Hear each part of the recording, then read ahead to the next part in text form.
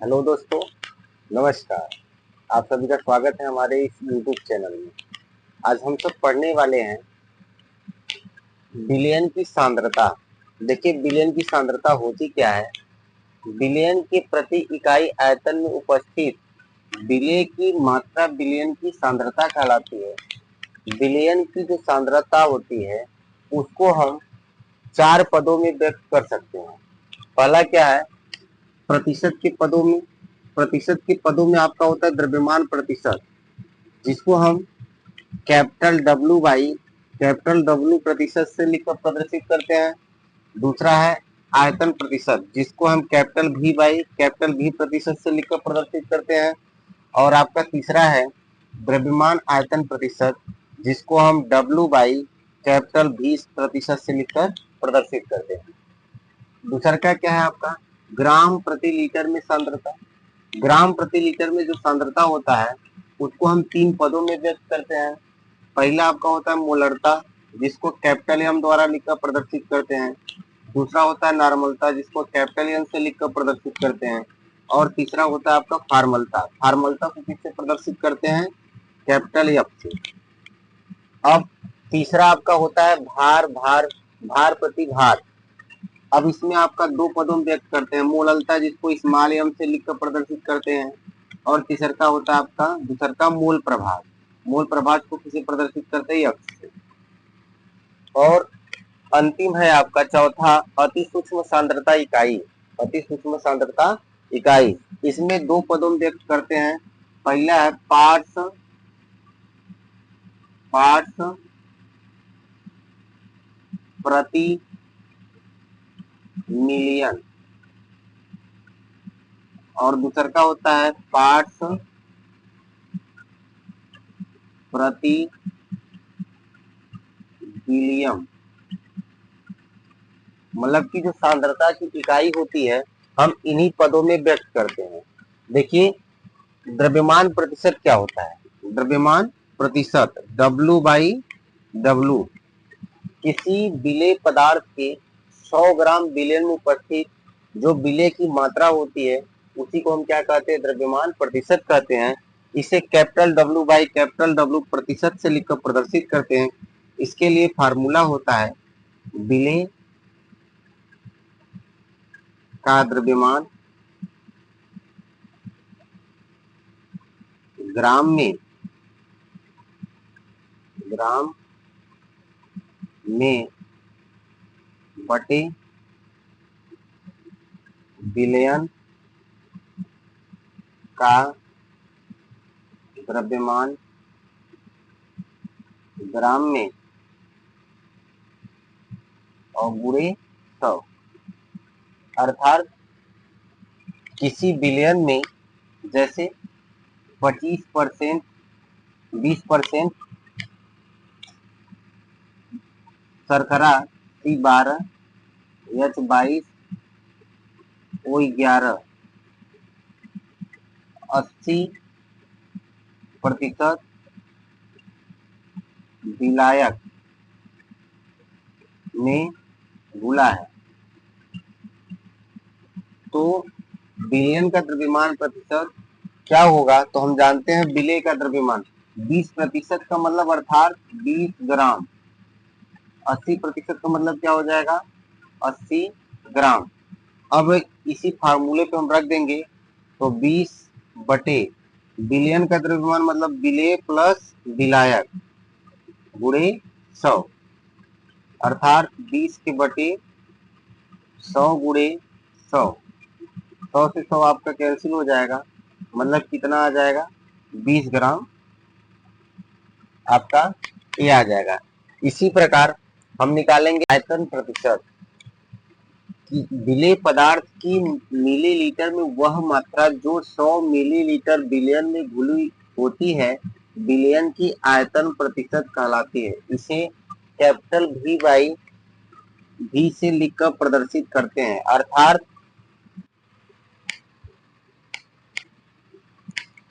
देखिए दोस्तों, मोल अंश क्या होता है। मोल अंश किसी विलयन में उपस्थित किसी एक घटक के मोल तथा विलयन के कुल घटकों के मोल के अनुपात को हम क्या कहते हैं, मोल प्रभाज कहते हैं। इसे कैपिटल एक्स अक्षर से लिखकर प्रदर्शित करते हैं। जैसे हम जानते हैं कि जो विलयन होता है, विलयन में कम से कम दो अवयव होते हैं, कम से कम दो अवयव होते हैं, दो घटक होते हैं। इन दोनों घटकों को हम विलायक और विलेय के नाम से जानते हैं, विलायक और विलेय के नाम से जानते हैं। जब दोनों को जोड़ देंगे तो जो बनेगा वह क्या कहलाएगा, विलयन कहलाएगा। अब हमको निकालना है विलायक का मूल प्रभाज। क्या निकालना है, विलायक ए का मूल प्रभाज। विलायक ए का मूल प्रभाज को यक्ष से दर्शाते हैं, विलायक ए है। अब जिसका मूल प्रभाज निकालना है तो विलायक के मूलों की संख्या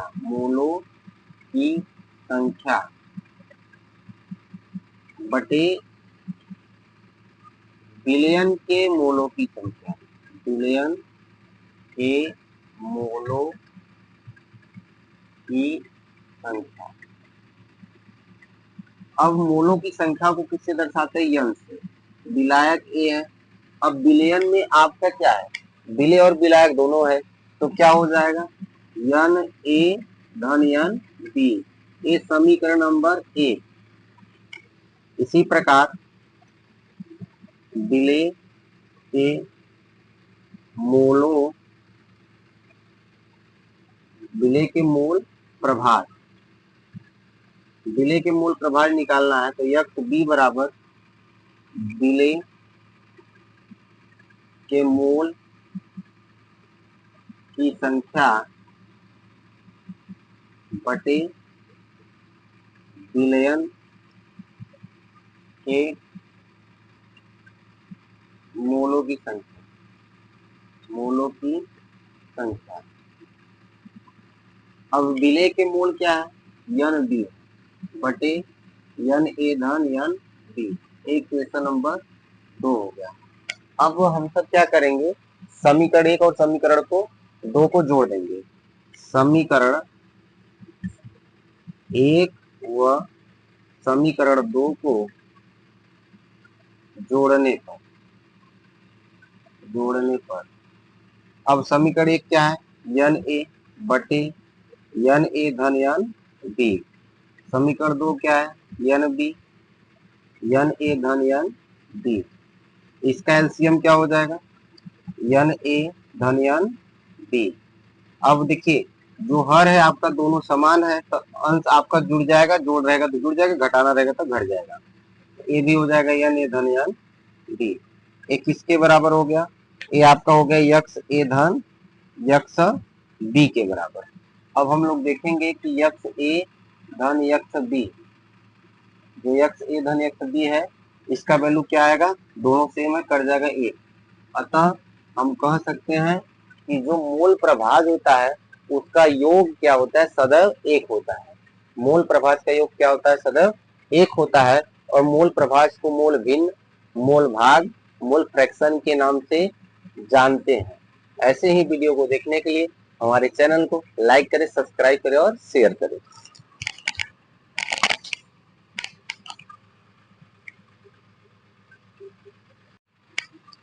देखिए मूल प्रभाज से रिलेटेड सवाल आ गया। 36 ग्राम जल तथा 46 ग्राम एथिल अल्कोहल मिलाकर विलयन बनाया गया तो जल का मूल प्रभाज ज्ञात कीजिए। क्या निकालना है, जल का मूल प्रभाज। तो हम जानते हैं सबसे पहले जल के मोलों की संख्या निकाल लीजिए। हल जल के मोलों की संख्या, जल के मोलों की संख्या, जल का भार ग्राम में, जल का भार ग्राम में बटे मोलर द्रव्यमान, मोलर द्रव्यमान। अब जल का भार कितना दिया है, 36 ग्राम दिया है। अब जल का जो सूत्र होता है वह क्या होता है, H2O। अब इसका मोलर द्रव्यमान का होगा, हाइड्रोजन का परमाणु क्रमांक 1 गुणे 2 प्लस ऑक्सीजन का 16 बराबर कितना हो जाएगा, इसका मोलर द्रव्यमान 18। अब इसमें हम भाग दे देंगे 18 से, तो ये कितने में जाएगा, 2। अच्छा, आपका जो जल का वैल्यू आ गया वो आपका कितना आ गया भैया, जो H2O है इसका वैल्यू कितना आ गया, NH2O। NH2O का जो वैल्यू आया कितना आया, 2 आ गया। इसी प्रकार निकालेंगे एथिल एल्कोहल C2H5OH के मोल। इसका जब निकालेंगे NC2H5OH के मोलों की संख्या निकालेंगे तो इसका भार 46 दिया है, और C2H5OH इसका यदि हम परमाणु भार निकालेंगे तो हम जानते हैं कार्बन का परमाणु भार कितना वाला 12, ऑक्सीजन का 2, और इस 12 पूरे 2 प्लस हाइड्रोजन के 1 पूरे 5 प्लस ऑक्सीजन का 16 प्लस 1, ये आपका 46 हो जाएगा। तो इसमें 46 से डिवाइड कर देंगे तो इसका वैल्यू कितना आ जाएगा, 1। मतलब कि NC2H5OH का वैल्यू कितना आ गया, 1। अब हमसे पूछा क्या है, जल का मोल प्रभाज निकालिए। तो हम XH2O का निकालेंगे। इसका निकालने के लिए हम करेंगे क्या, जिसका पूछा है, जल का पूछा तो जल का ऊपर रहेगा मान, और कितना हो जाएगा, 2 प्लस 1, मतलब 2/3। ये जल के मोल प्रभाज की संख्या है। बेंजीन का उसका एथिल एल्कोहल का निकालना होगा तो क्या कर देंगे, XC2H5OH। एथिल एल्कोहल का मान क्या है, 1 है, 1 के बटे 2 प्लस 1 क्या हो जाएगा, 1 के बटे 3। अब हम जानते हैं कि जो मोल प्रभाज होता है उसका योग क्या होता है, सदैव 1 होता है। तो कर देंगे XH2O प्लस XC2H5OH बराबर XH2O का वैल्यू है 2/3 और इसका वैल्यू है 1/3। एलसीएम हो जाएगा 3 2 प्लस 1, अतः 3/3 बराबर 1। हम जानते हैं कि मोल प्रभाज का जो वैल्यू होता है वह सदैव क्या होता है, 1 होता है। इसलिए यह हमारा सवाल क्या है, प्रूफ हो चुका है, ये सही है। और जल का जो मोल प्रभाज है वो 2/3 होगा। ठीक, ऐसे ही वीडियो को देखने के लिए हमारे चैनल को लाइक करें, सब्सक्राइब करें और शेयर करें।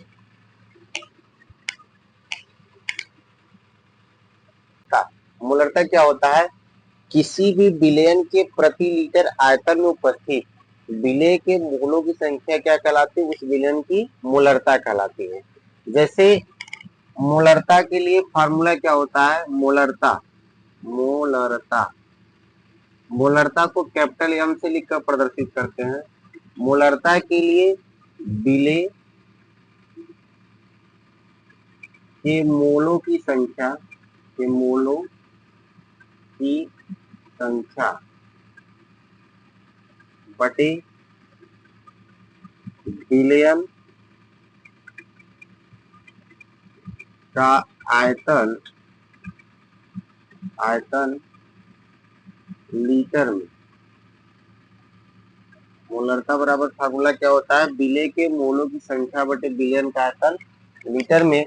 मोलरता को कैपिटल एम से प्रदर्शित करते हैं, अर्थात एम बराबर विलेय के मोलों की संख्या, विलेय का भार, एन विलेय के मोलों की संख्या को किससे दर्शाएंगे, एन बी के बटे आयतन लीटर में। अर्थात यम बराबर आपका हो जाएगा डब्ल्यू बी के बटे एम बी बटे आयतन लीटर में, जहां डब्ल्यू बी विलेय का भार ग्राम में एम बी विलेय का मोलर द्रव्यमान, और भी क्या है, बिलियन, बिलियन का आयतन। ठीक है दोस्तों, और इसी प्रकार हम सब मोललता का भी डिफिनेशन लिख सकते हैं। मोललता का डिफिनेशन क्या होगा, किसी बिलियन के प्रति किलोग्राम आयतन, किलोग्राम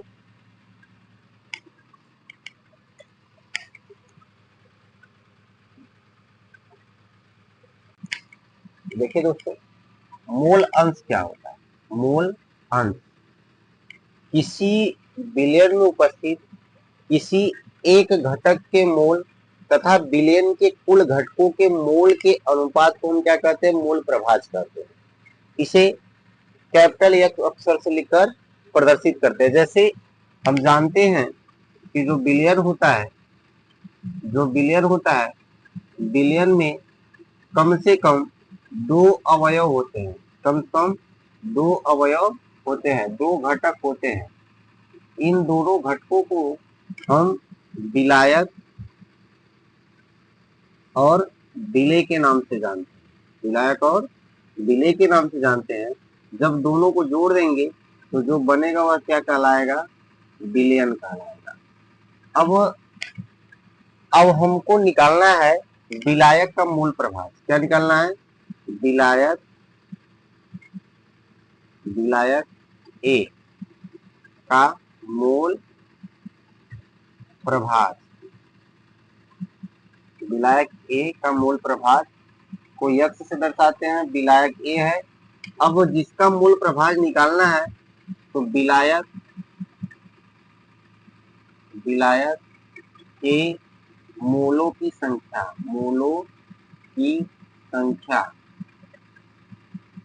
बटे बिलियन के मोलों की संख्या, बिलियन के मोलों की संख्या। अब मोलों की संख्या को किससे दर्शाते हैं, यन से। विलायक ए है, अब बिलियन में आपका क्या है, विलेय और विलायक दोनों है, तो क्या हो जाएगा, यन ए धन यन बी, ये समीकरण नंबर 1। इसी प्रकार विलेय के मोलों, विलेय के मूल प्रभाज, विलेय के मूल प्रभाज निकालना है तो यक्स बी बराबर विलेय के मूल की संख्या बटे विलयन के मोलों की संख्या। अब विलेय के मूल क्या है, यन बी बटे यन ए धन यन बी। एक क्वेश्चन नंबर 2 हो गया। अब हम सब क्या करेंगे, समीकरण 1 और समीकरण को 2 को जोड़ देंगे। समीकरण 1 व समीकरण 2 को जोड़ने पर अब समीकरण 1 क्या है, यन ए बटे यन ए धन यन बी। समीकरण 2 क्या है, यन बी यन ए धन यन बी। इसका एलसीएम क्या हो जाएगा, यन ए धन यन बी। अब देखिए जो हर है आपका दोनों समान है तो अंश आपका जुड़ जाएगा, जोड़ रहेगा तो जुड़ जाएगा, घटाना रहेगा तो घट जाएगा। ये भी हो जाएगा यन ए धन यन बी। एक किसके बराबर हो गया, ये आपका हो गया यक्स ए धन यक्स बी के बराबर। अब हम लोग देखेंगे कि यक्स ए धन यक्स बी, जो यक्स ए धन यक्स बी है इसका वैल्यू क्या आएगा, दोनों सेम है, कट जाएगा 1। अतः हम कह सकते हैं कि जो मूल प्रभाज होता है उसका योग क्या होता है, सदैव 1 होता है।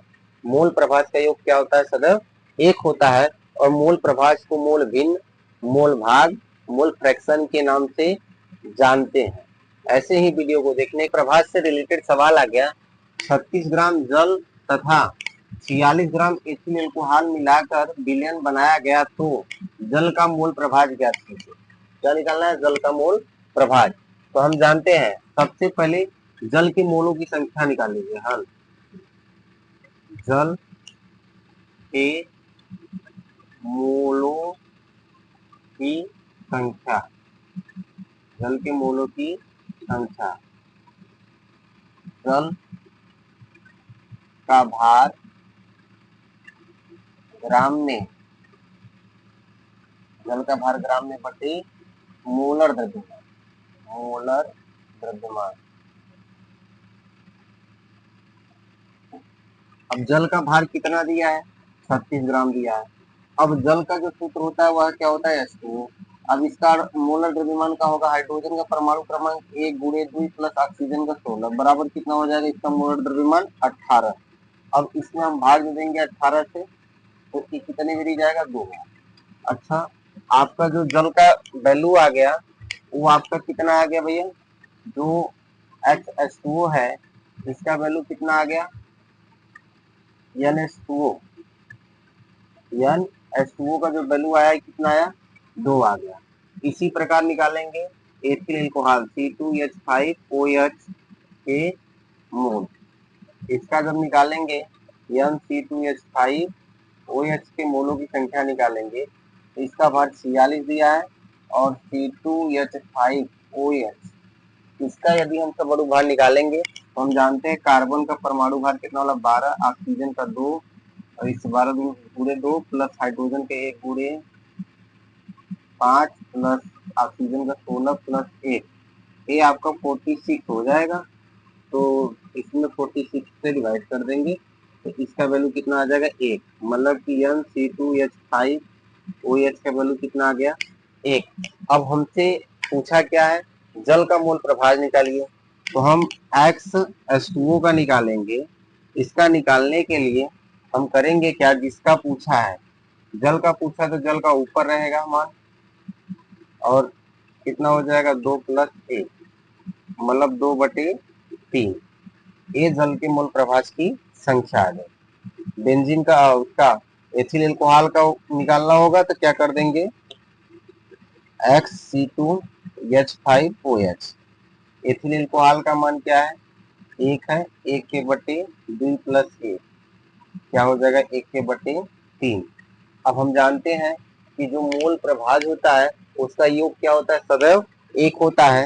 तो कर देंगे XH2O प्लस XC2H5OH बराबर, XH2O का वैल्यू है 2/3 और इसका वैल्यू है 1/3। एलसीएम हो जाएगा 3 2 प्लस 1, अतः 3/3 बराबर 1। हम जानते हैं कि मोल प्रभाज का जो वैल्यू होता है वह सदैव क्या होता है, 1 होता है। इसलिए यह हमारा सवाल क्या है, प्रूफ हो चुका है, ये सही है। और जल का जो मोल प्रभाज है वो 2/3 होगा। ठीक।